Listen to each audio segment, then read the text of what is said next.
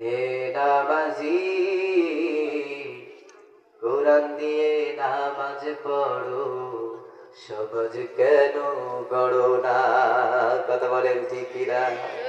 আমরা কোরআন দিয়ে নামাজ পড়তে জানি, যখন মধুর সুর দিয়ে কোরআন তেলাওয়াত করা হয়, আমি তো অনেক মানুষকে দেখেছি, অনেক মানুষ বলে হুজুর নামাজটা খুব সুন্দর পড়ালেন, আপনার পেছনে নামাজ পড়তে অনেক ভালোই লাগে।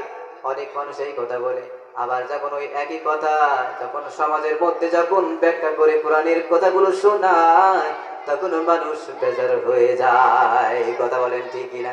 এই কোরআনের কথা শুনে সর্বপ্রথম আবু জেহেল বেজার হয়েছিল না খুশি হয়েছিল? আওয়াজ হয় নাই, আওয়াজ হয় নাই। খুশি না বেজার হয়েছিল? এখন যদি কোরআন শুনে আপনি বেজার হন, তাহলে আবু জেহেল আর আপনার মধ্যে কোনো পার্থক্য নাই। কথা বলেন ঠিক কিনা?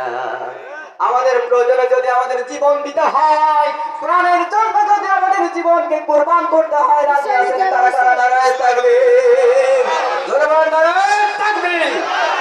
আল কোরআনের আলো, আল হাদিসের আলো, নারায়ে তাকবীর। আল্লাহ আমাদের কোরআন প্রচার করার জন্য সুযোগ করে দেন, বলেন আমিন।